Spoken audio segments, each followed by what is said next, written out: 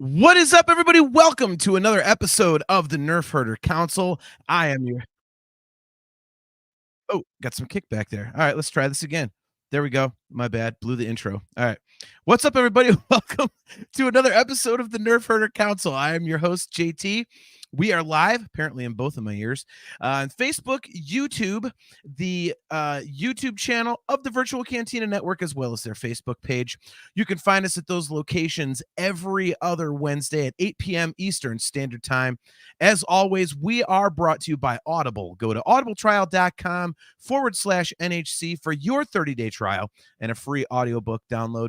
If you would like to get some awesome customizable Nerfherder Council swag, just go to shop.nerfherdercouncil.com. And if you would like to get some Virtual Cantina Network swag, just go to tpublic.com/user/virtual-cantina. So without further ado, hopefully he doesn't botch his intro the way that I botched mine. Bring on AJ. How's it going, man? Hey, buddy, what's going on tonight, man? How you doing? I'm doing good. A little bit of technical difficulty there. I was wearing the wrong color shirt, and that was actually that would have been perfect. You should have stuck with that. It looked really stupid. It really looked stupid. You want to tell the audience what the heck we're talking about? Yeah. Excuse me. So, real quick, the views of the Nerfherder Council do not necessarily reflect those of the Virtual Cantina Network. And we are talking about Terrifier 3 tonight, so there are going to be spoilers. So if you have not seen the movie and you do not want to be spoiled, then definitely turn this one off. There will also be spoilers for the first and second movies as well. Also, All Hallows Eve, which started this whole thing. Not a lot of people know that, actually. AJ hasn't seen it because he didn't know that either until I told him yesterday. But yeah, so there's going to be spoilers for all of the movies. So, yeah, well, I bought it. So, yeah. So anyways, guys, there's going to be spoilers for all 4 of the movies in here tonight. And yeah, there might be some rough language. So if you're not into that, might also not be the show for you. And rough language tonight is not just going to be cursing, but there's going to be a little bit of discussion of people getting chopped to little tiny bits, because these movies are violent as hell and they are gory. So yeah. Kale McLeish says that creepy red of AJ's room looks like he killed a guy over the light. Nice. Oh my gosh, that's awesome. So yeah, that was I'm glad I caught the shirt, but I had to wait for you, and I didn't want to jump out and you'd be like, where the hell are you? So I had to wait. No, you never have to wait for me. My cat spilled a drink. That's why I was late. Oh, Lucy is being a bad kitty. Okay. Mm-hmm.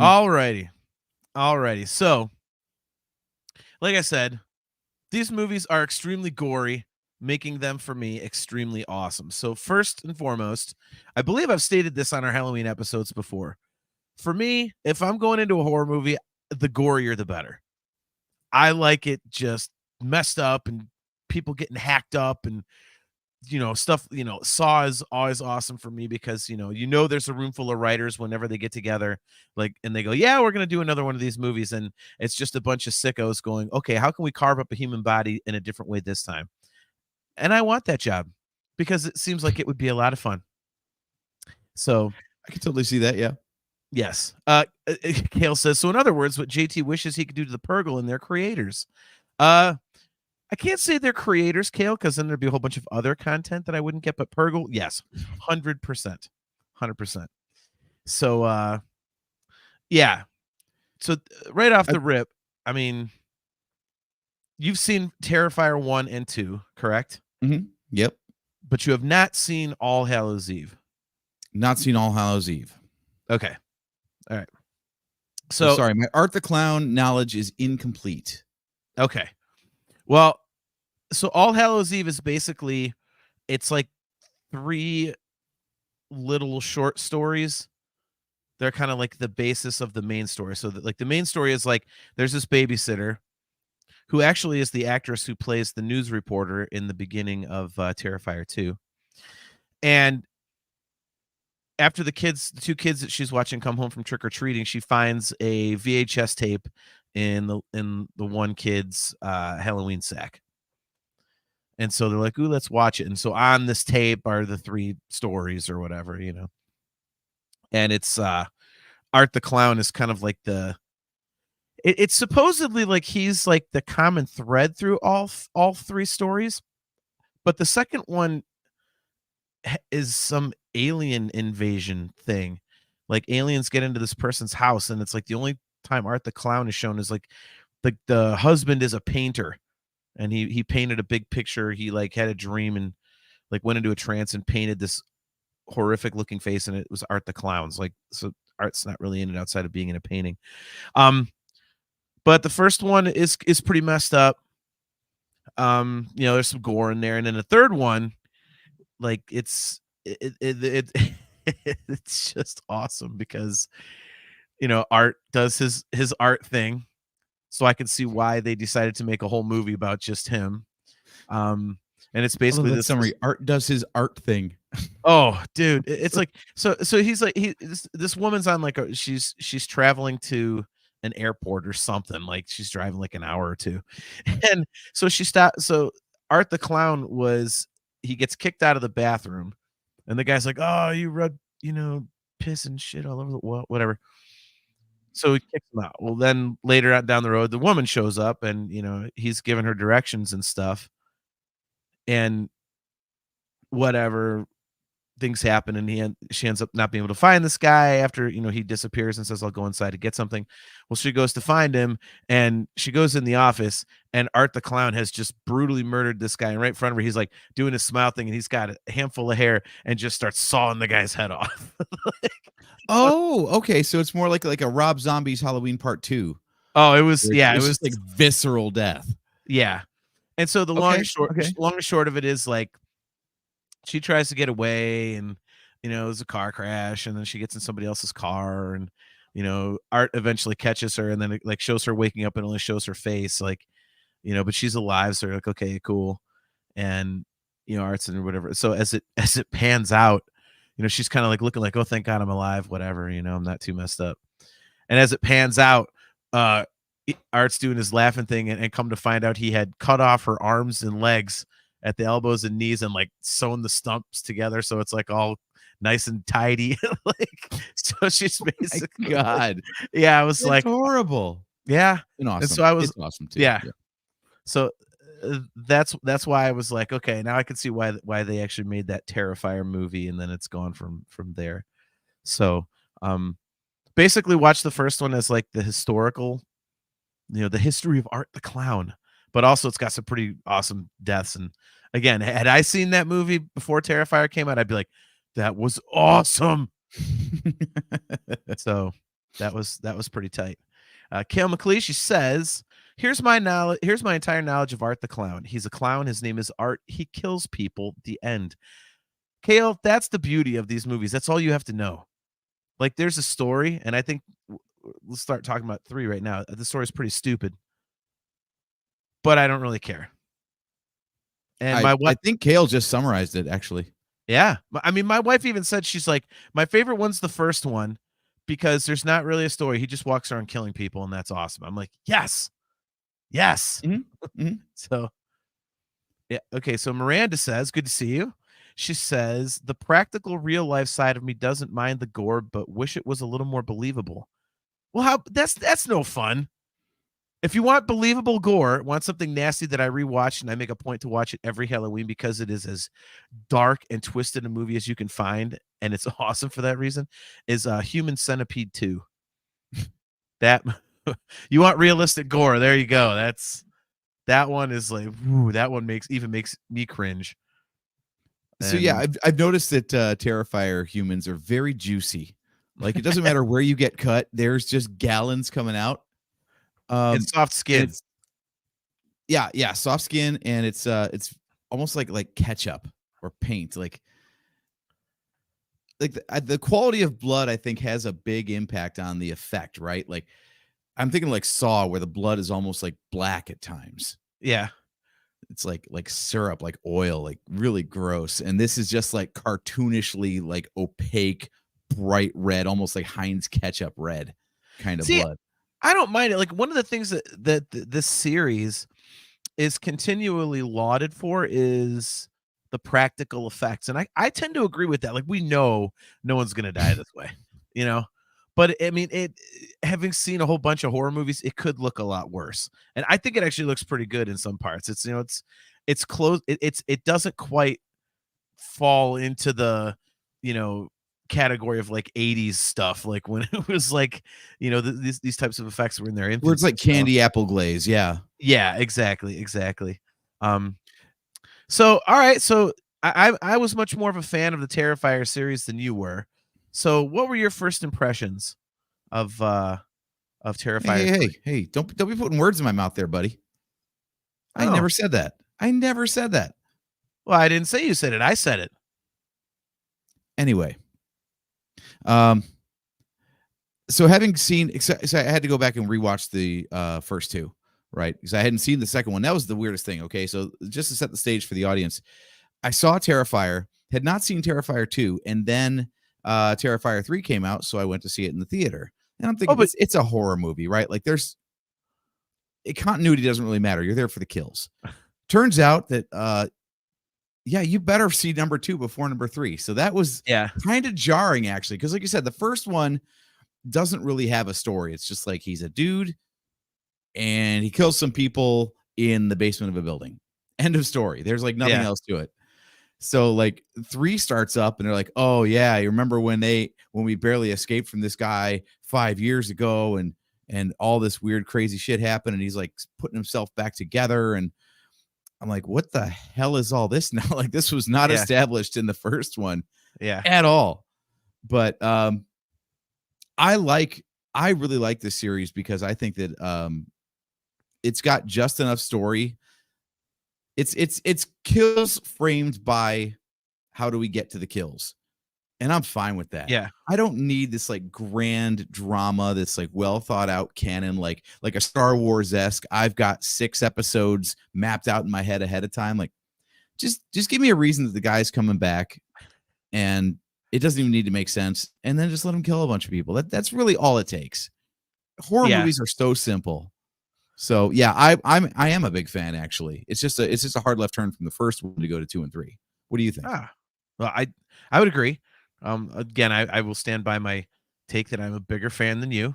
Um, I'm the one that bought All Hallows Eve, and you didn't even bother to watch it because you said it wasn't available for free. So I win. Also, I had seen Terrifier I saw 2. Terrifier 3 first. That's okay. I didn't have the time. I was booked every single night till I went to see it. So, yeah, no, I completely agree with you. Um, I I saw the articles that had come out, a couple days before that said overseas, like, oh, people got up and left and 2 people puked and all this kind of stuff. And I was like, sweet, let's go. So, um, yeah. And I think you describe it very aptly when you say that it's, there's bits of story that get you to each kill. It's not just, random butchery. I mean, like the first one you could kind of say was basically random butchery. So some girls like Mhm. their car breaks down or whatever, or they run out of gas. Art the Clown starts ripping people apart. End of story. Like they didn't really kind of introduce storyline per se until the second one, and that's now played into the third one, and it's cool. I think it's good. I don't know where they can go from here because there's a potential of them to do something with it that's going to be ungodly cheesy. Um, but I'll wait to find out till Terrifier 4 for that, and even then, I probably still won't complain because it's gonna be a bunch of gnarly ass kills. So, I mean, it's one of those things, like, it's kinda nice. Like, you know what you're gonna get with this, I think. Mhm. Like, I mean, because with other franchises, and granted, this is only well, I guess it is 4 movies now, but with stuff like, like, let's say Friday the 13th. Like, the first one was good. Second one was pretty cool, and then it started getting cheesy, and it was, like, shitty, and you kind of just expected them to, like, "Eh, alright." Almost like it just becomes like a guilty pleasure or one of those things where you have to see it because, you saw the other ones. Even Hellraiser, like the first two Hellraisers are killer, and no pun intended. And then the third one is like you get one of the Cenobites is a dude with the CD stuck out of his head, and I'm like, what the fuck is this? Whereas these are basically, hey, you're just going to see Art the Clown absolutely decimate people. Like anybody that comes on screen around that guy, they're not going to live. Like there's just no, they're not getting out of it. They're completely screwed. And there's a very loose story around it that's creepy. And I like that. I knew going in I was going to enjoy the film because I already knew, okay, I want to see Art the Clown, completely decimate things. And he did. And it was nice. It was comforting. It's comforting to see people dismembered in grotesque detail, comically grotesque detail. Yeah. Well, let's get to that too. Like, you talk about story. I mean, they really kind of push the envelope on certain things. I mean, the very first scene in the house, they don't show it, but they completely imply that he just wastes a couple little kids. And you're like, oh my God. I'm like, what the hell? And then later on in the movie, he's Santa in a mall and sets off a bomb and nukes a bunch of kids too. You're like, oh my God. Well, look, obviously they're not going for this thing would never even make it to theaters if they actually showed like kids getting murdered. So it's implied at least. Like, look, I love my horror movies and stuff. I don't want to see like a 6-year-old pretending to walk around with like half his face blown off or something, like that goes beyond entertainment at that point. And I see that. Oh my God, I see that look. I see that look, dude. You want to see that?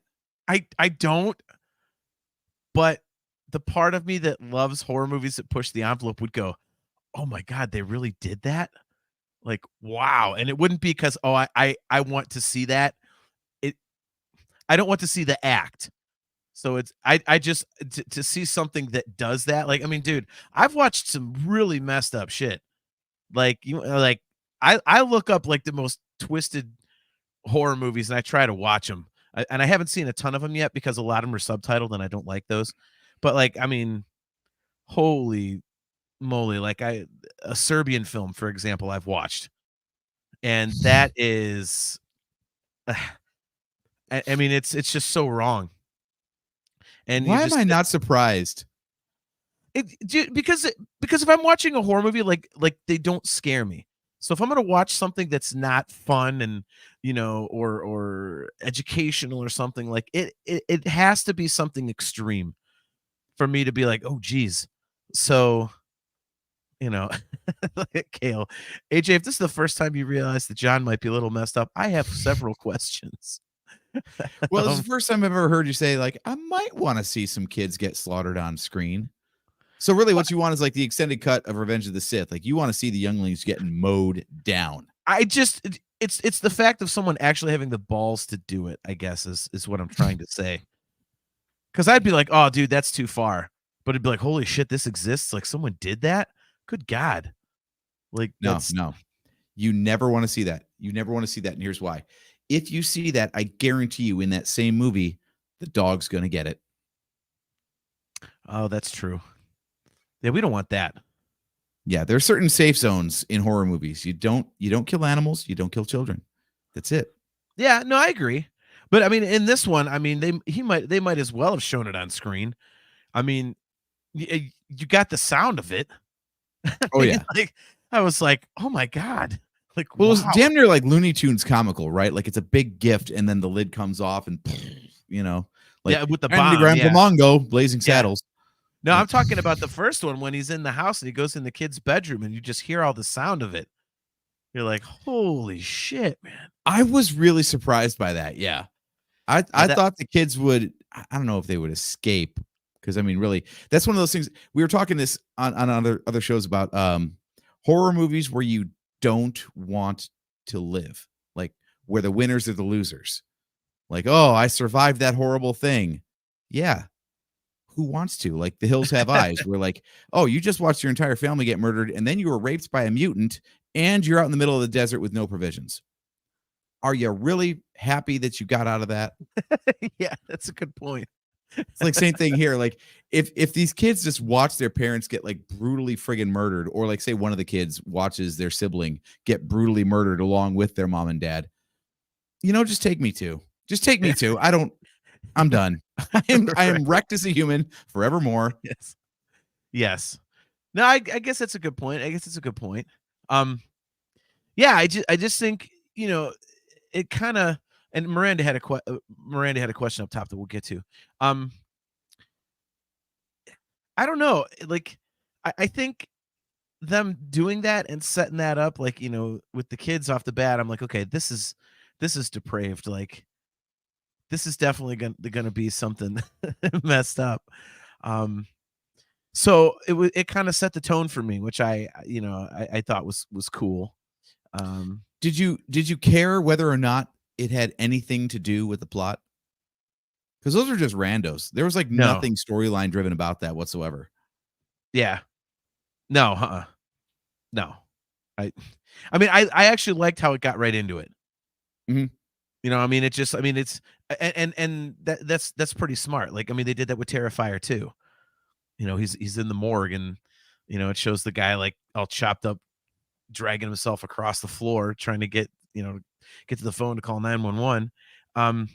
No, I that didn't bother me, because I mean, basically the whole thing is, the plot synopsis was, the Sienna and Jonathan, the brother and sister from Terrifier 2, it's a couple years later, and they're trying to get on with their lives, and Art comes back and wreaks havoc on Christmas. So, it's a Christmas thing, so he's gonna, and it shows him in all the Santa getup and all that crap, in all the promo shots and everything. So yeah, no, it was, and I think it was kind of important, because it kind of sets up to be like, okay, that we're not softening the edges here. You came to see a Terrifier movie, and we're giving you a goddamn Terrifier movie. So, by the way, let's just get this debate out the way right now. Terrifier 3 is a Christmas movie, like Die Hard is a Christmas movie. Thank you. It's a movie that happens at Christmas. It is not a Christmas movie. Right. If you'd like a further explanation of that, go see one of our prior episodes where we discussed this in detail. Yeah, I mean, so you had asked about the story, and Miranda had asked us how we feel about the endings of this one and also part 2, kind of leaning to the supernatural side of things. I'll let you take that one first. I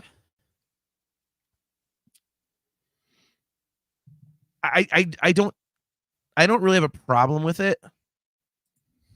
I don't know how else they could do it, because otherwise then Art the Clown, there's no way he's going to survive, like, blowing his own head off and getting a,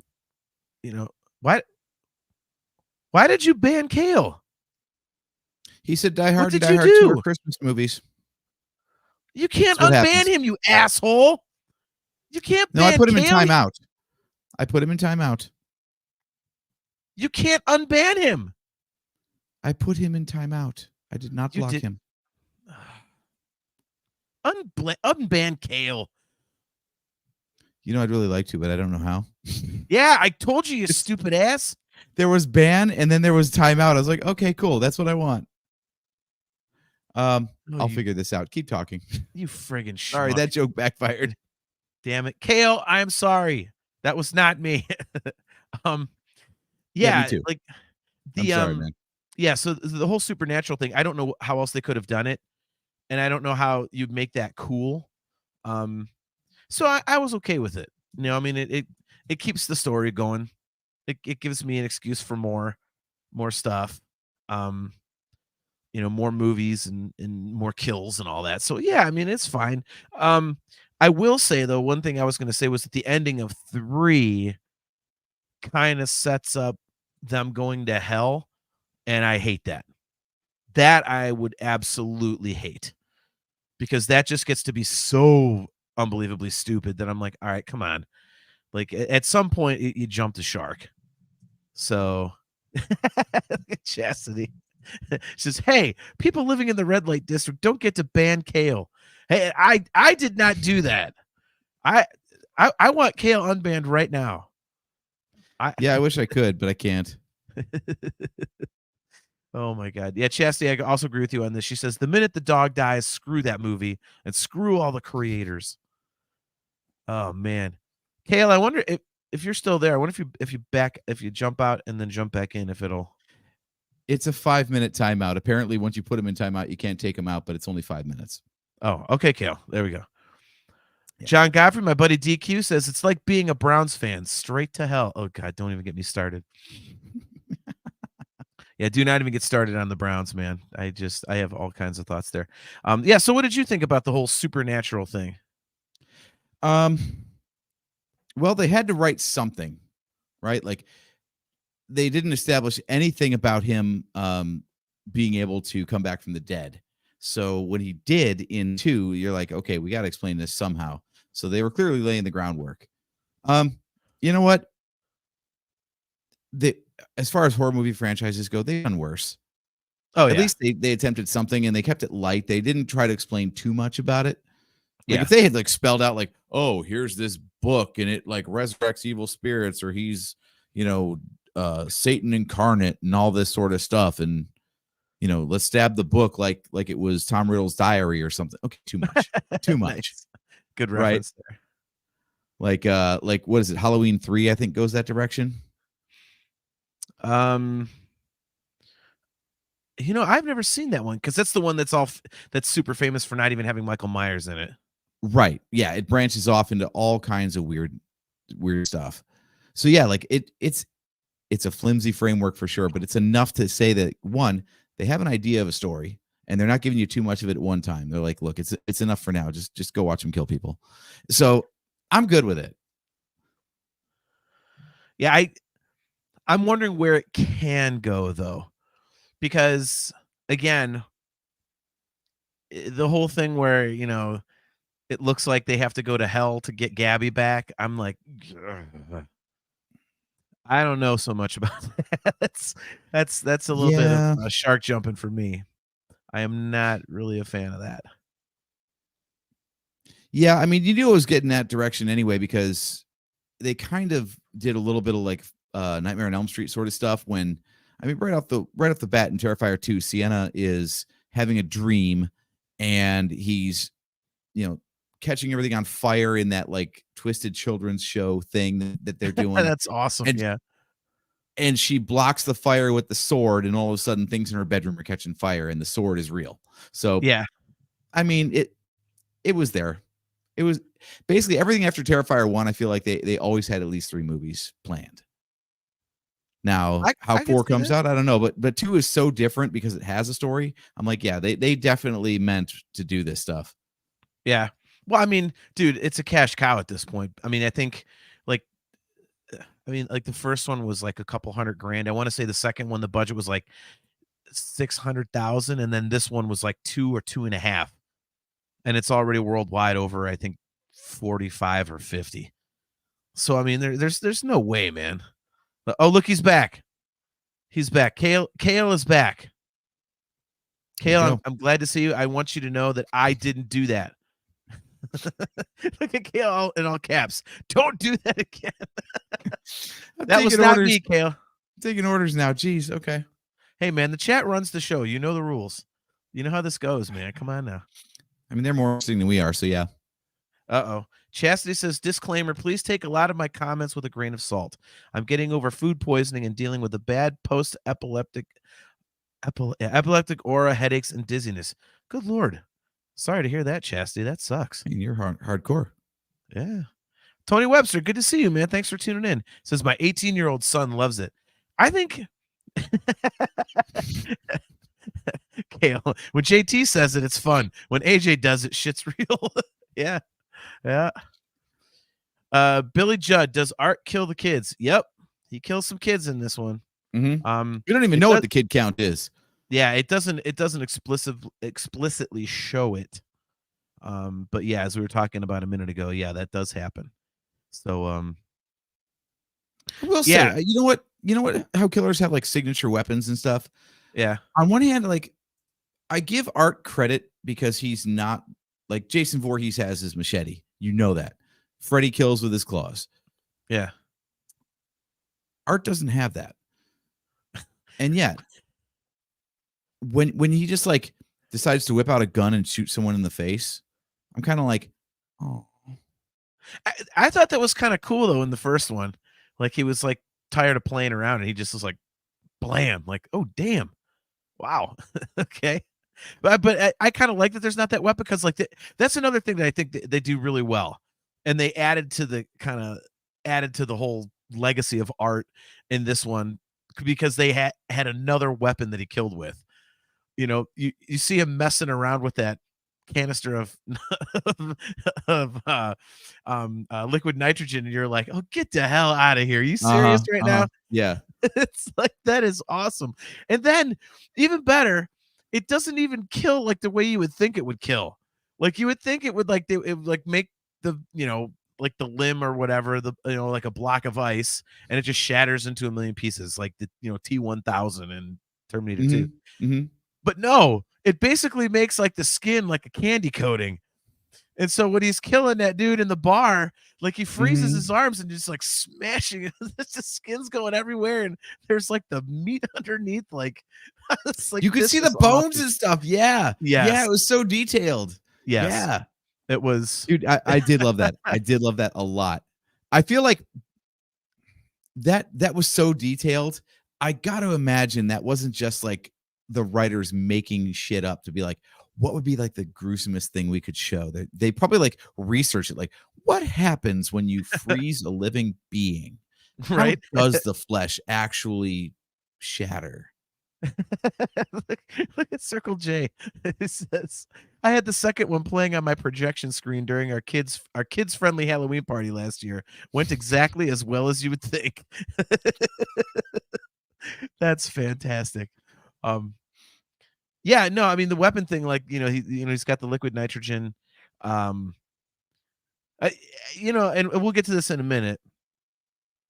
Um, but as bad as like the shower scene is in this one, I still think like kind of like the worst weapon is that table leg from the second one because he just took he just Yes. ripped the leg off a table and had like a fork and a knife and a bunch of blades and nails and shit sticking out in all different directions and would just whoop the piss out of people with it. Like that was bad. And then dude, when he was absolutely just destroying that one teenager in the second one Oh, and Sienna's friend. Yeah. yeah, and then goes downstairs and gets the big container of salt and the big container of bleach, and she's all mangled, and he's dumping salt and bleach in there. I was like, "This is amazing." Oh my gosh. Yeah, Jamie, Jamie, good to see you, by the way. You look great. Congratulations on your awesome diet. Yeah, she says, "Damn, I've never watched any. I gotta go. I'm getting spoilers by being here." Yeah, there will be spoilers. There will be Mhm. spoilers, and but I highly recommend them. Highly recommend them. Um, so yeah, I think I like that he doesn't have a signature weapon because again, it kind of opens up anything to be a weapon, which kind of adds to it. Like when if you see somebody alive, you know they're gonna die. Excuse me. Nice seeing your face too, Jamie, and you are very welcome. Um, and so I like that's the case because you don't got to worry about that person's getting out of there. You're like, sweet, here comes another one. Mhm, mhm. And then with the weapons, like you don't know, like if he's walking past like a plate of cookies, like okay, how's he gonna off somebody with a cookie? You know what I mean? Like I do know one thing. However he does it, it's going to be awesome. That is the thing. Jumping from like 1 to 3 in my viewing experience and then going back to 2 in the middle, every time I knew he was going to do a kill, I'm like, "Okay, how's he gonna do it? How's he gonna do it?" Yeah, There were a few times I'm like, "Wow, they really held back on that one." yeah, There were so many other ways they could have killed that person, but yeah. right. So Kale says, so is this horror, or is this evil clown goes on a killing spree? Because apparently they're both horror now. I'd say this is horrific, but not horror. Um, Sorry, I had to hiccup there. I don't really know if this is a genre term, but I'm going to coin this right now. I would call this gorer, meaning Yeah, like the deaths are like cartoonishly violent. So it's not a matter of like it's not a psychological thriller or something where it's going to like mess with your head and be all spooky. You're really just waiting to see how many gallons of blood and body pieces fly off of a person. yeah. I think Kale, the way it's gone is, in All Hallows Eve, it was like scary because it's like the whole clown thing. Um, and there was a lot more story to that one. Um, there was a lot more story to All Hallows Eve, and because of the violence in it, I think the first Terrifier was basically it. I would kind of consider that horror because it's like it's these two girls trapped in this building, and you got this guy, and There was there's a the lot more suspense in that one. Yeah. yeah, a lot of suspense, but the You're like deaths were waiting for obviously the blow to fall. Yeah. yeah. I mean the like the main kill of that movie, you're just like, oh my god, and I think everybody reacted to it so much that then the second one, it's now become kind of like Art the Clown's thing. Like you're there to see him just again eviscerate people. So it's almost become like a joke, like kind of like I would say how like in the Nightmare on Elm Street movies, like Freddy, once he did the whole "Welcome to prime time, bitch," and then after that, like all the deaths had to have some funny line and some kitschy thing, like that became Freddy's thing. I think with Art the Clown now, it's okay. How violently can we murder somebody? There It's still random for the most part, though. You notice that? yeah, Like the way he hacks people apart, it's not like, oh, I thought this out and I'm going to do this because I want the body to look like this after I've cut yeah, it into pieces. It's just like, well, I haven't cut anybody's scalp off in a while, or I yeah, don't know, bisected their arm by pulling their fingers apart first. Whatever. right. Yeah, there are some awesome, awesome kills in this. I just love it. And some you're just like, really, seriously? Like, let's get to it. I mean, everyone says that in all four movies that the greatest death scene is the shower scene, and I'm like, I don't know. No, I mean, no.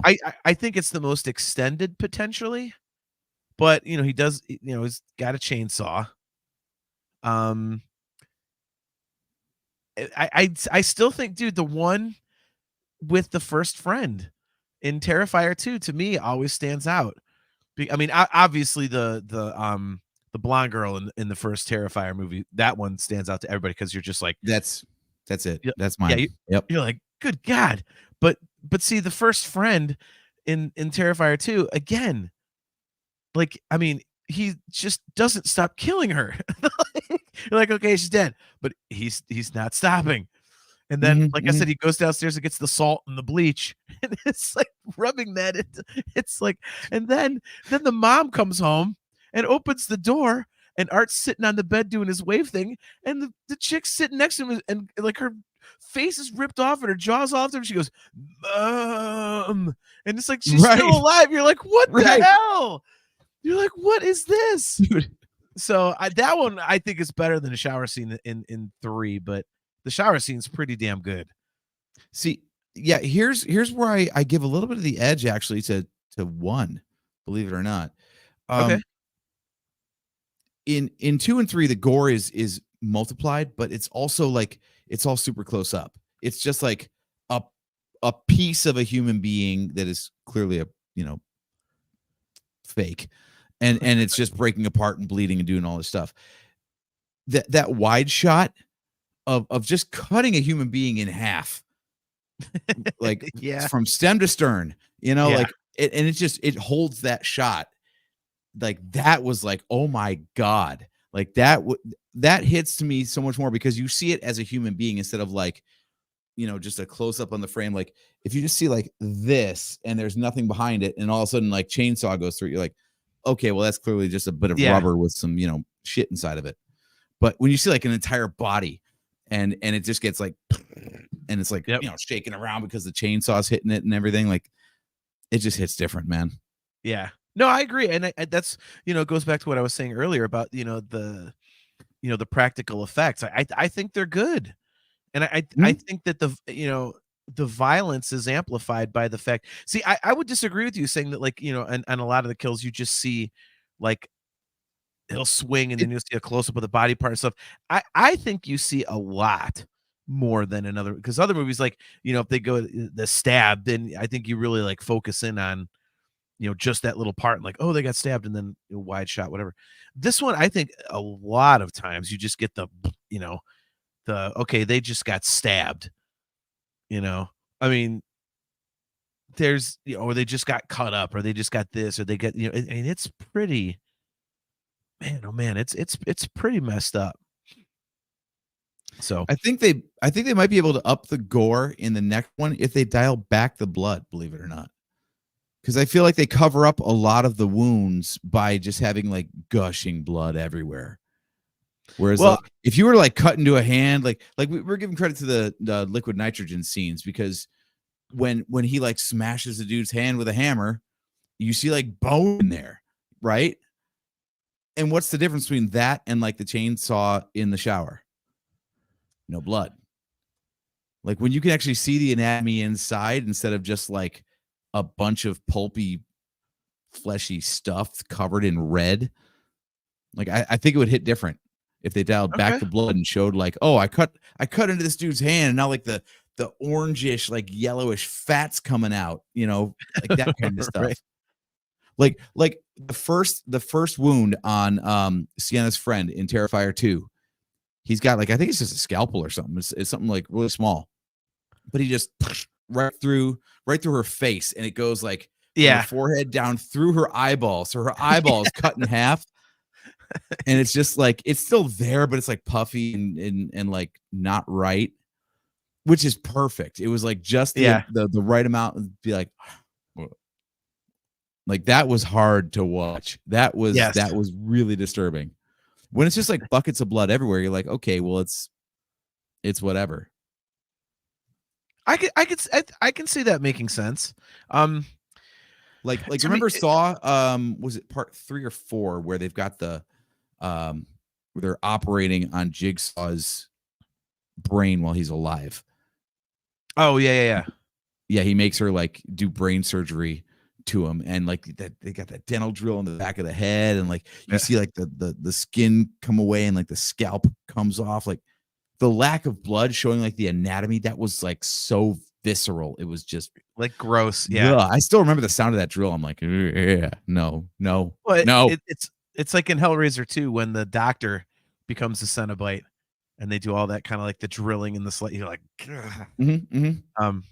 yeah. Miranda says the boyfriend of the friend in 2 was very painful to watch. Yeah, try watching that scene as a dude. It's more painful than you think. Yeah. I mean, see, that's another thing. Okay, sorry, this is gonna be really gross. We're gonna get kicked off the network, I swear to God. But it is kind of funny. They've got a couple kills in this series where it's like, if it's like a dude in his junk, like they show like the little the little testes hanging down. Like, it's so ridiculous. It's like, I'm like, oh my God, that's hilarious. But so yeah, do you feel like that shower scene was a direct response to the chainsaw scene in the first one? Like, well, we showed full frontal on a woman and cut her in half, so let's do it to a dude. No, well, now that you mention it, I mean, maybe. I mean, they don't discriminate. I'll give them that. I just kind of think maybe they're like, okay, they're like, they had a bathroom at their disposal, like, because they're in college and whatnot. They've got, the communal bathroom type of thing here and there, I suppose. And they're like, that'd be an awesome place for a kill because it's all brightly lit and lightly colored. So the blood is going to be freaking everywhere. So maybe that was it. The noise of the chainsaw just in that confined space, like, that, I don't know. Yeah, no, but so what I wanted to ask was, what did you think about the whole trying to bring some suspense into it and making it a little creepy of them like being in the house and then like Vicky like smashing her face into the mirror and then basically like carving her arms open with it and sitting in the bathtub. Like what that to me was actually kind of cool. It was interesting, like especially when they showed the passage of time because Art had like cobwebs on him and stuff. And I was like, okay, well I can't say it makes sense, but if that's where you're going with the story, I was wondering like how is this years later? Like what are they doing in the meantime? And personally, I really liked how Vicky was like more of a part of it because she is haunting looking. That character Oh just yeah. looks so messed up. And Oh, so, ooh. absolutely. Absolutely. So Um, what did you think of those two aspects? I didn't mind it. Like I said, it's a way to just say like we want to pick up the story at this point, so we had to find a reason to explain the passage of time. Um, and again, this is part of that whole like it's enough story to like just barely hold the movie together. Right. Why did they go dormant? Oh, like Yeah. they're just like, you know, I'm tired. You go open your wrist in a bathtub. I'm gonna sit in this rocking chair for half a decade. We'll get back to it later. I just it was like I couldn't quite follow the look at that. Hi, Kimmy. Kimmy, you put an H in my name. What the hell's wrong with you? Come on, man. If there was one person that should be on this episode, it should be Kimmy. She Hey, absolutely loves Terrifier and loves this movie. She's like just an absolute savant for the stuff. hey, to be fair, I did invite a couple people, and they're not here. So Oh, okay. You're gonna spring guests on me, huh? I'm not gonna call them out by name, but you know we've got some friends that really love their horror movies and are very well educated on this. So Oh, I think I made the know. offer. Okay. All right. Kale. Kimmy, autocorrect. Kale says she's a cannibal. Why am I not surprised? um, yeah, I just thought it was a really kind of interesting way to like kind of explain the passage of time. Um, especially after it was I still Chris Mott. What's up, buddy? Says Terrifier. You guys are some sick motherfuckers. Hey, we talk about everything, man. It's spooky season. We do Halloween episodes, man. And Terrifier Exactly. 3 is awesome. So, um yeah, but I thought it was cool. It was an interesting kind of okay, let's hit pause on them for a couple years thing. Um especially after that weird scene of however the hell they got Art's head back on his body or whatever. Like I don't know if she was like eating something and puking it back up. I don't know what the hell was going on. Like I'll have to see it again to kind of figure out what that was because I was like, what? I don't know. She's Like, always been the gross one, right? Like she was introduced kind of in the second one by I don't know, shitting on the floor. well, yeah, yeah. I don't see. That's the thing is some of the story stuff like is Kimmy and I actually talked about this on Facebook a little bit. Like some of the story stuff is a little confusing. And I guess I can kind of understand like it's not supposed to make a lot of sense, but it's like eh, I don't know, like it gets a little wonky, like the whole like or demon possession thing. Like Vicky wants to, weaken Sienna's spirit so that the demon can take over her body. Like I'm like, what the hell is going on? Mhm, So mhm. I mean, I really think if this wasn't as violent and gross and gory as it is, because that's what you're really there for, the story might actually kind of annoy me a little bit. Um, yeah, speaking of, just, shock value in general, how do you feel I'm trying to say this in a way that even with the disclaimer, I still gotta be careful. Uh, how do you feel about, Vicky pleasuring herself? That's the part that I wanted to bring up. Oh, That I wasn't sure how to bring that up without, yeah, bringing it up, but yeah. So I I don't know if I should even answer this. to quote Um, Cleveland from Family Guy, "Oh, that's nasty." it really is, man. Kimmy says, because the demon wants to be hot again, like talking about the demonic possession thing. Yeah. This is what the carved up face. Um, yeah, that was I see. I sound like such a freak. I thought it was awesome again because it was one of those. Oh my god, are they really doing that? It wasn't the whole idea itself of, oh, that's cool that someone would do that, you know, in real life. Yeah. Chris Mock. Yep. NHC After Dark, baby. Yep. This basically is. Um, but it was just the fact, like, oh my god, did they really go there? Like, that is pretty extreme.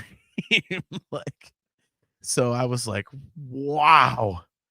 I mean, that was definitely something over the top. But I Mhm, mean, for these mhm. movies, it's like, but and the interesting thing is now you're kind of like, okay, where are they going to go from there?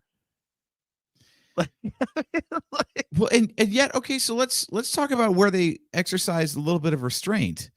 Like in the first one, nudity was very much on the table. Like, I mean, like I said, my favorite kill yeah, is a completely nude woman, full frontal. I was so expecting just it's a horror movie trope, right? Like there's yeah, always nudity. And yet they've actually veered away from that for the most part. Like in terms of like any sort of like gratuitous sex. They don't just like trot out a hot person, male or female, and be like, here's some stuff to look at before we kill them. I was actually very yeah. surprised. In the shower scene, for example, I thought for sure we were going to see something, and there was nothing to see. I I really wonder if if that's a byproduct of, well, we're doing so much other stuff. Let's not, you know, add insult to injury and also have nudity. Like, I wonder if that's the case. Do you feel like that's one of those like bygone sort of tropes that kind of like dates a horror movie now? Because it just used to be implied, like, look, if we're gonna do a horror movie, you're gonna see some bits too. Because, well, you know, Some bits. if you're entertained by gore, you're probably entertained by sex. Yeah. Um, yeah, I mean, it's kind of funny you mentioned that because I think you do kind of get used to, because so many of these movies are like, oh, look at these teenagers or something or young adults, and there's romantic interests all the time, and you invariably you're like, oh well, I'm gonna, as you phrase it, I'm gonna see some bits, like, so, yeah, Do you get the idea that these movies are, in general, are all kind of made by people that are probably not aesthetically pleasing? Like, I feel like it's a bunch of really creative, ugly people that are just acting out fantasies. Be like, oh, you're hot and you're getting laid. Well, now you're dead. Like, this is one, I want to see that. Two, fuck you. yeah, it could be, man. um, I mean, Damian Leone looks pretty normal to me. I've seen him before. I haven't Um, looked them up. yeah. Chris Mock says, I am entertained by sex, but not horror. Well, don't watch these, dude. Yeah. Um, yeah, I don't know, I man. I do have mean, some websites to recommend for you, though. There's plenty of free things streaming out there. good lord. We're staying away from that. We're already gonna get banned from the damn network for this episode anyway, just for describing what's in the movie. Um, yeah, I really think the nudity was probably. I mean, but the second one didn't have it either. But I think again because of the violence, um, I think that there you got to kind of draw the line somewhere somehow. I mean this movie, Terrifier 3, is not even rated. Like, they didn't submit it for rating because they're afraid that that's what I read online. It could be a rumor, so take this with a grain Hmm. of salt. But I know it's not I thought rated. to be in the theater, it had to be rated.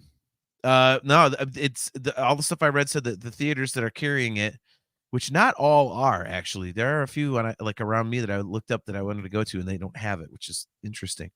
But yeah, so the theaters that are showing it are treating it as an R-rated movie.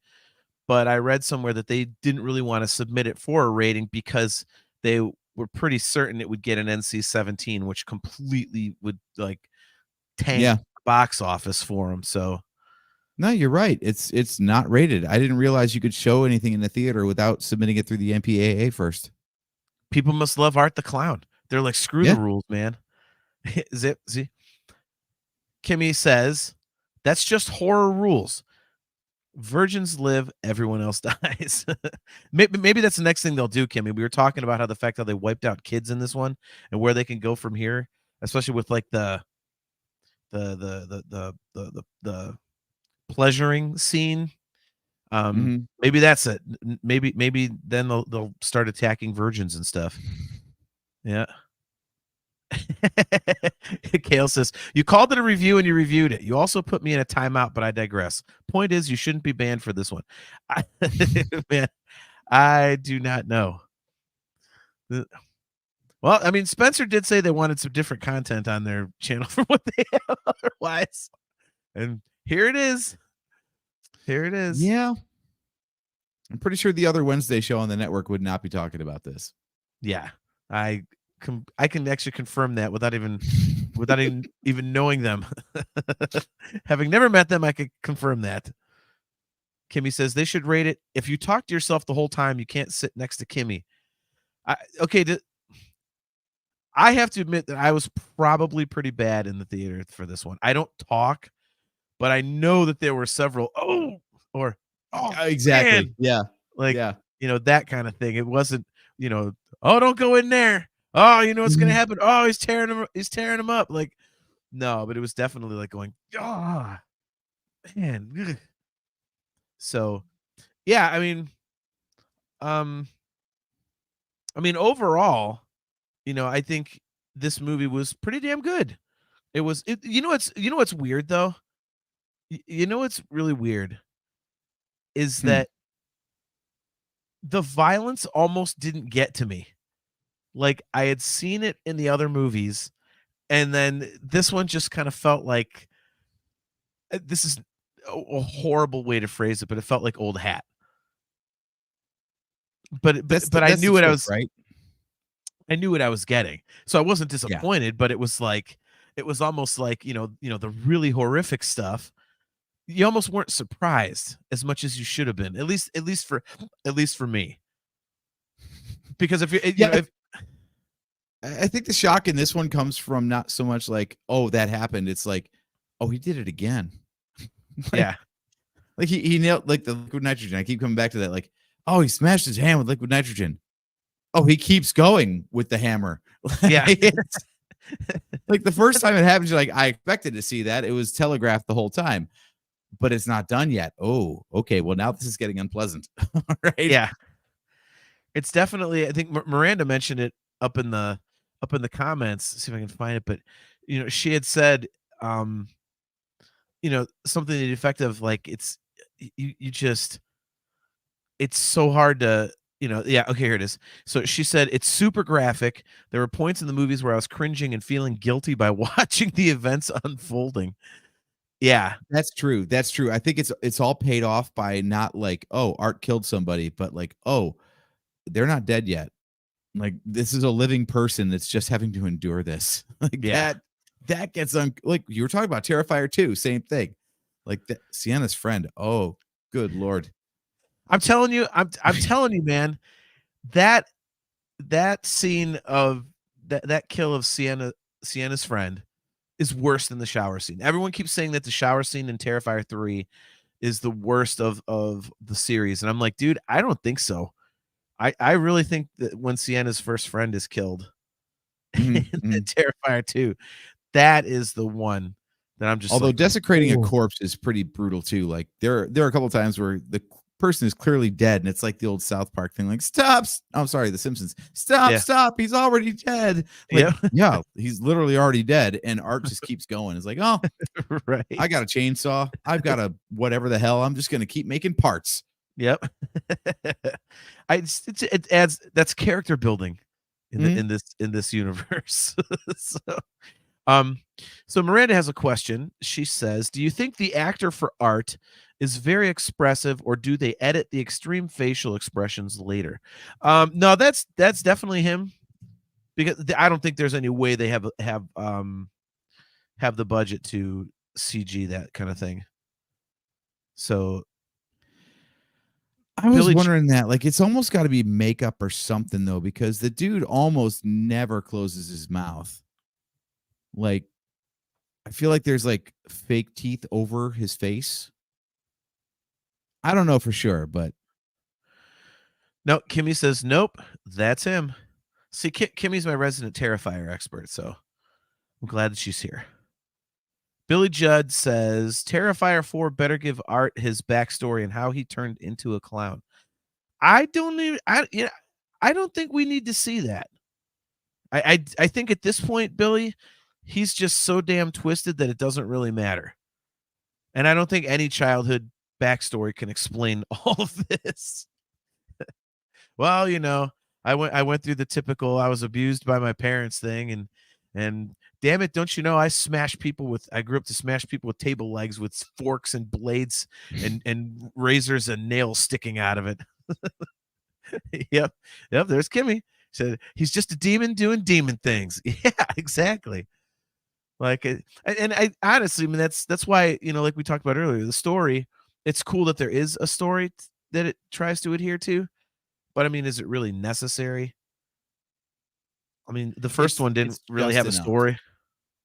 It's just enough. This movie's like this movie's like a crab cake. Like it's if you do a crab cake the right way, like we've had crab cakes here multiple places. And we've had a crab cake eating at a restaurant on the bay in Baltimore. And that is a crab cake. A crab cake is just a shitload of crab barely held together by a little bit of stuff. We've said this over and over again. And it's like, okay, that's where crab cakes are from, Maryland. So that's what it should be. And I feel like this movie is a crab cake. It's just gore and destruction and blood and shit flying everywhere, just held together by a little bit of story. So I think that's like, yeah. Steve-O, good to see you, man. He says, I just think you're hungry, John. When am I not hungry? I'm fat. What do you want? But crab cakes are delicious. See, I had a nice lengthy pre-show discussion with Steve-O about this movie last night, actually. So yeah, he's among the people that says there's just enough story without overdoing it to make it too story focused. I think that's really the brilliance of it, is like, yeah, you got enough plot points that says, okay, we have a reason for like one event connecting to the next. But if you tell too much story, then your brain's engaged and you're like, okay, does this make sense? Do I agree with this story? Like, do I like it as a something to follow? And you don't want to think about that stuff. You just want to think of like, when's Art showing up next so we can watch more people die? That's a very good point. I think that's an excellent way to describe it, really, because that's true. I mean, if you start getting into the story stuff, like one of the things that Steph said was that she thought that it was too much story before the killing started in this one. Like, obviously they had the opening scene, but she said after that, she thought there was too much story stuff before they started getting into like what you're there to see.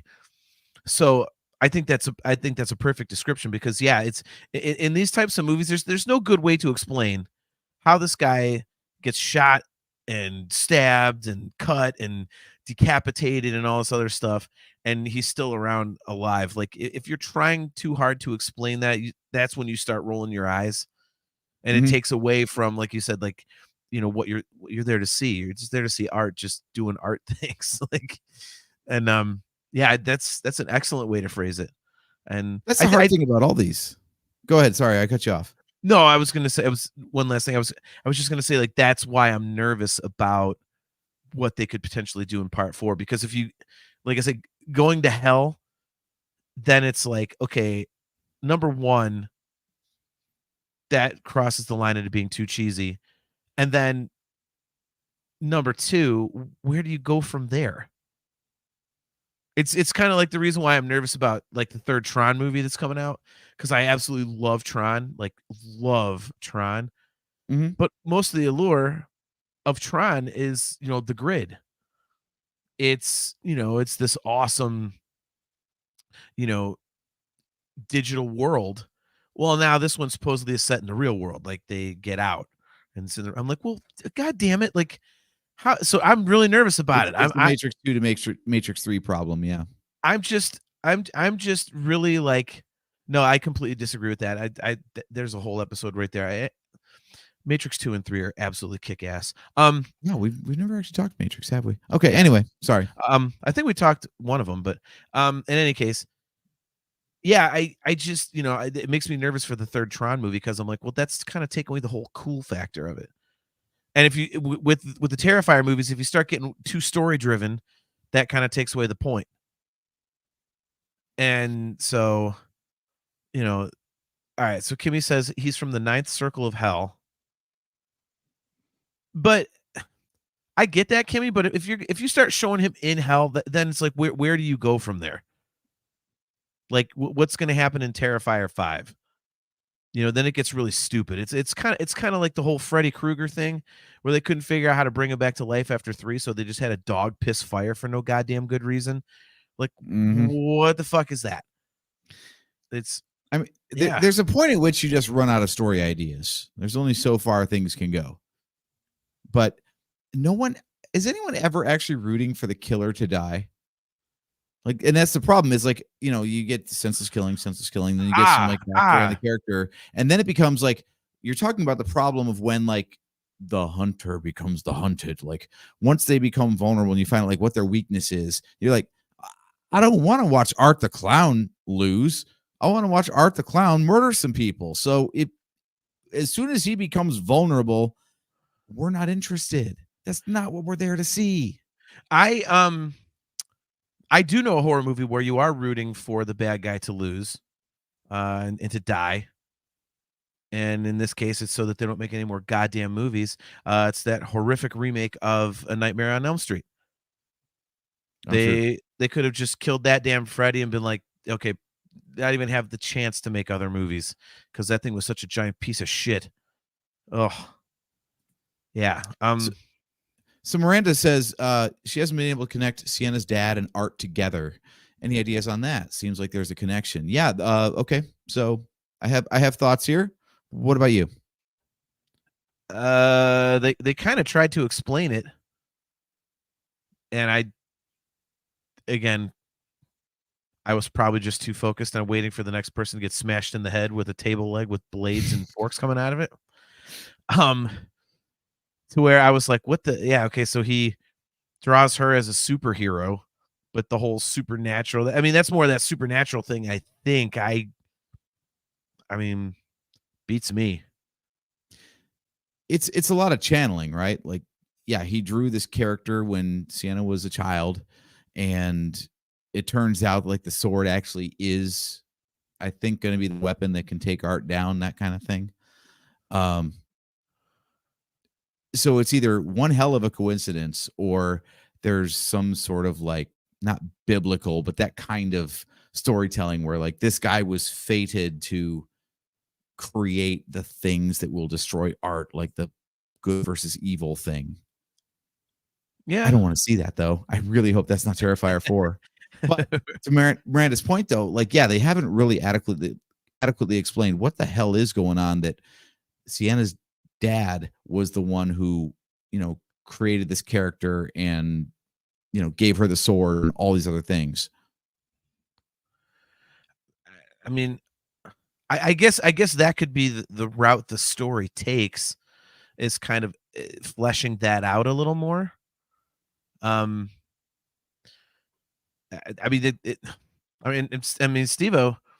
Steve-O's bringing up a point here about that. He says, I joined late, but did we cover the theory of Pale Girl and Victoria being gone, meaning Art will not be supernatural anymore?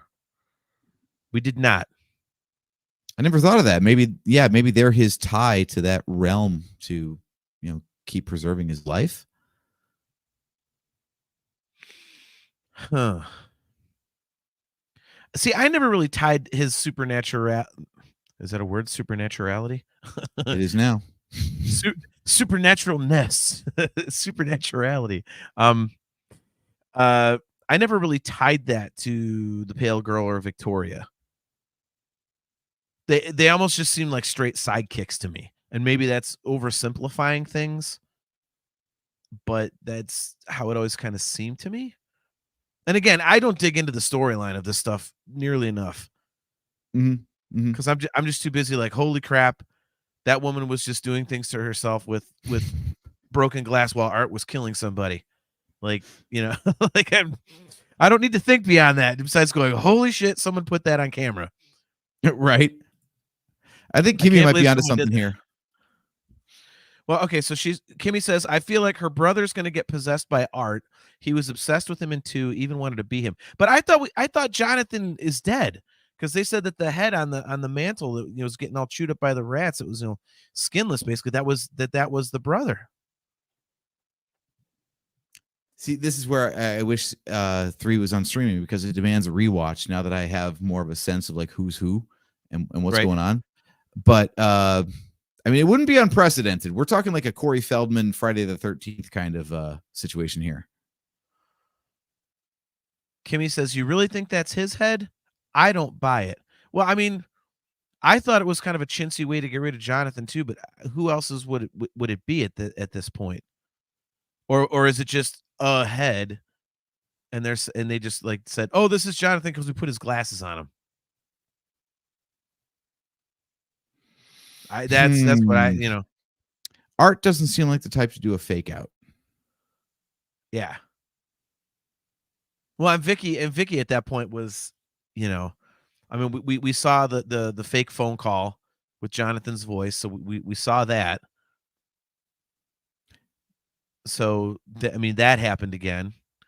Yeah, that was one of those like out of nowhere sort of abilities. We're like, oh, okay, so they can T1000 this shit. They're the Frank Caliendo of the demonic world. Right. Chastity Crawley says, now say supernaturality to the tune of supercalifragilisticexpialidocious. No, I ain't doing that. No way. I stutter and stammer enough on this damn show. I don't need to forcibly do that to myself. Steve-O says, I kind of felt like the Pale Girl and Victoria were like Green Lantern's lantern for Art. That's interesting. All right. I mean, I hope you're wrong, Steve-O, because that means that in the next one, Art is going to be depowered or unpowered. And I don't think we want to see like a more vulnerable or less powerful Art, right? Like we want to see this dude just completely murdering the shit out of people. Yeah. I don't want people to fight back and have him be like, oh, that really hurts, guys. Damn, stop. Now I actually am eyeless. Right. Oh, no. She's like, what? No, I like my Terrifier 2 Art where, you can poke him in his eye socket and he's like, isn't that funny? Right.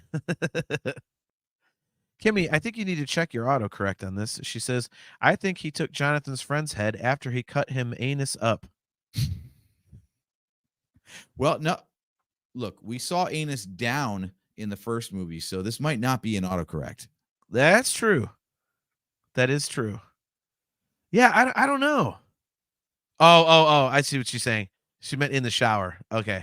I see what you're saying. Okay.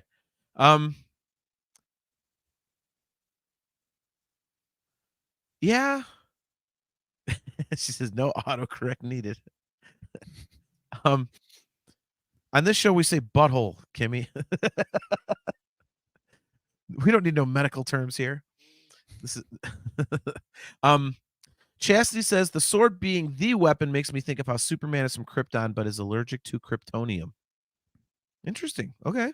All right.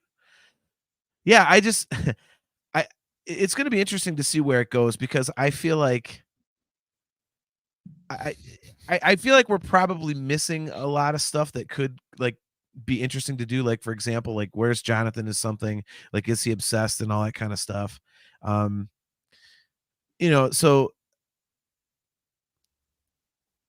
that's, I don't know. Like I say, I just don't want it to go the hell route. Joseph Red, what's up, man? It says AJ would make a great Art the Clown in costume. JT couldn't stay quiet that long. Yeah. And also, I'm not gonna lie, I was thinking about it. Miranda and I have to do a couple, or don't have to, but we were thinking couples costume ideas. But I thought it was like too direct to be like, yeah, we'll just be Victoria and Art the Clown. Duh. I got it. You and I will go in costume. We'll wear the same costume, and we'll do the Art the Clown thing. You'll be Art the Clown, and I'll be 8 the Clown. That would be perfect. I always thought Kind we should go. We should go with Cenobites, actually. I think, and you could be Teeth or Chatters or whatever. Yeah. of exactly right. I totally could. So Kimmy thinks it's totally going the hell route. I do too, and I don't like that. I don't Um, want that at all. I don't want no. Jason Goes to Hell. I don't want the Well, final act of Spawn 97. Spawn 97 was so goofy that it was awesome. Steve-O, this I was actually thinking of this movie earlier, Steve, before you jumped on. He said, "I'd take hell over space." Looking at you, Jason X. Yeah, that movie is that movie is so bad. Oh my lord. So bad. Yeah, I don't like the hell thing. I mean, if they're gonna bring hell into it, then have like the portal to hell close and like maybe it be like, how are we gonna get Gabby back? Like that. Okay, if you're gonna use hell as something in the storyline, okay, fine, but don't make it okay. We're filming in hell. That kind of shit works for like the Freddy movies. Nightmare on Elm Street because okay, it's in dreams. You can dream anything, everything. But Mhm. this is too I don't think it works anywhere else. So if you're like, "Oh, hey, check us out, we're in hell," like, God damn it, really? Like, man, this Yeah, sucks. yeah. I mean, the thing that makes it scary is that like this takes place in our world. Like, oh my god, this could really happen. As soon as you're fighting on another plane of existence, you've lost all threat. Yeah. Yeah, By the way, I mean, I just realized, I don't know why I just noticed this tonight or right now, but your wallpaper, it just looks like Art is just really trying to get his camera time around you. yeah, I did that on He's just purpose. like you're That so was it. large that he's just got to be like, I'm over here, guys. He's coming up behind the fat guy. Yeah. Yeah. All right, so Terrifier 3 or the Terrifier movies in general, final thoughts? Um, Final thoughts. They're good on 1, 2, and 3. I hope they don't shit the bed on 4. They're clearly going to make a 4, and like you said, the story is pushing it in directions that we probably don't want to see. So I just we got to see the way how the story goes, but I'm really concerned with how the story's going. How about you? Yeah, um I don't think I can say it any better than that. I would add that overall, I will say that even if the fourth one, the story is gonna suck, I don't really care. I'm not there for the story. And I think, since, the whole crux of this was supposed to be a review of 3, I thought it was great. I got exactly what I thought I was going to get. Um, I got some stuff I did not expect. Like I say, there were a few moments I was like, "Oh my god, did they really just do that?" Which again, for me is awesome. So I just love Mhm. that there was such screwy stuff. Um, so yeah, I thought it was awesome. It was gory, it was violent, it it was awesome. And again, I love seeing things where I go, "Oh my god, seriously?" Like I say, I'm the one that looks up the really twisted horror films, like, and watches shit like a Serbian film or Martyrs or something like that, like, you know? Yeah, I learned So things about you tonight that I wish I didn't know. well, I mean, dude, okay, if you really wanna learn about me, go ahead and watch a Serbian film, and then you'll yeah, like, that is, Drop that in the comments because I don't even know what to look for, and I don't want that in my Google history. it is, so it I think it actually is from Serbia, I think, but, um, John dances around knowing snuff films. Go. yeah. Oh, it's subtitled, and it's, like, basically no, Kimmy, this one doesn't have any animal stuff. Kimmy says Kimmy's a huge animal lover like we are. So she says that's one even I haven't seen because animals. Yeah, no, that one does not do that. I think you might be thinking of Cannibal Holocaust, an Italian cannibal film from 1980, which does show actual animal murder. Um, yeah, so basically, you can rent it on Amazon, but it's an edited version. Like, it's so bad they couldn't show the actual full version. And I've tried to find, because I'm like, if this is the edited version, holy mother of God, what? But basically, it's like this guy that is a retired porn star, and this company or guy, whatever, gets him out of retirement to do like one more major film, and it turns out to be a snuff film, and it is some of the most twisted shit you can imagine. Like, the couple things in Terrifier, I was like, wow. It was like a lot of yeah. Yep. Yep. There you go. Steve. Steve. Yep. He says it. Well, if you love babies, Serbian film may not be for you. Yeah. Yeah. It's definitely. In fact, you know what? Let's do that as our next episode of the Nerfherder Council. Let's really test the limits of the network. Yeah. You're just trying to get us kicked off, aren't you? Yeah. Not just off the network, but just off of YouTube in general. Yeah, kicked out of friendships, kicked out of, yeah. So we're gonna end up streaming on Truth Social. Stop it. Only Trump will let us say what we have to say. But anyways, yeah, getting back to the point, it's just whoa. So yeah, and I like my horror movies to be messed up, and this was messed up, but in a fun way. I mean, it's as much as it's weird to say that watching people get absolutely decimated like this is fun. I mean, let's face it, that's what we're here for. So Kimmy, they can't ban your pretty hair. Kimmy is the woman who cuts my hair, does an excellent job, and she refused to cut it the last time I was in, because I was thinking about cutting it off, and she said no. So we're still going. We're still going. The growing out period is real, and the hockey hair is in full effect, as everyone can see. So, all right. Well, that should just about do it then, man. That was fun. I'm kind of sad that like our Halloween episodes are over, because I look forward to these every year, man. They are so much fun to like get in here and talk about something we don't normally talk about. So, fortunately, though, we have a lot of friends that have a lot of podcasts that talk about horror movies all the time. So, if anyone wants to hit us up on socials, we can definitely give you some recommendations, but we don't recommend podcasts for free. So, yeah, you got to talk to us privately. We're not just going to like hook up our friends. Come on now.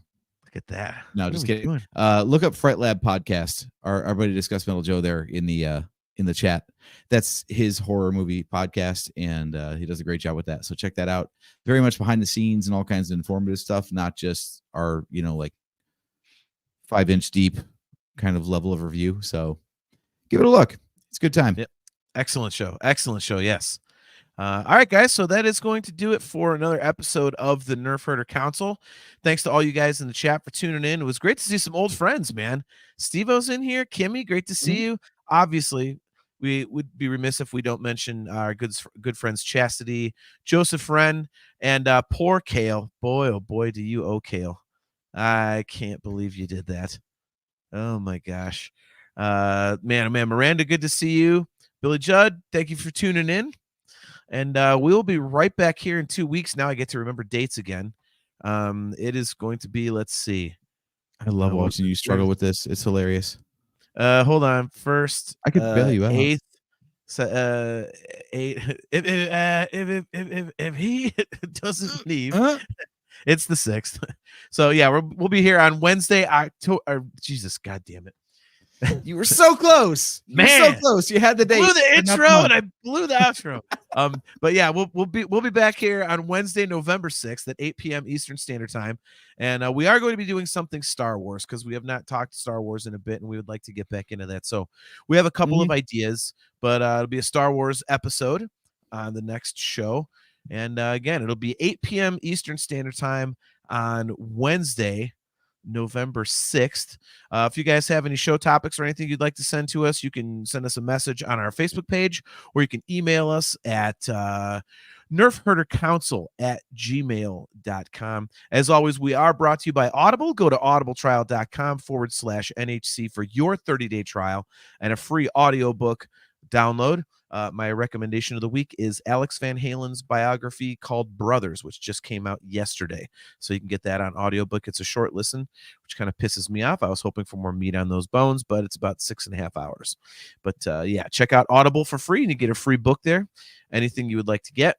If you want to get some Nerfherder Council swag, it's all customizable, and it is available at shop.nerfherdercouncil.com. And if you would like to get some virtual Cantina Network swag, just go to tpublic.com/user/virtual-cantina. And guys, as always, if you're watching on YouTube and have not done so yet, please click the like button and the subscribe button, as well as the notification bell, so that you are notified every time we go live. AJ, before we jump out of here, do you have anything you'd like to tell our fine viewers? No, not a thing. Okay. Well, we'll see you guys next time. Appreciate y'all. And go watch Terrifier. It's awesome. And yeah, Kimmy, check out a Serbian film.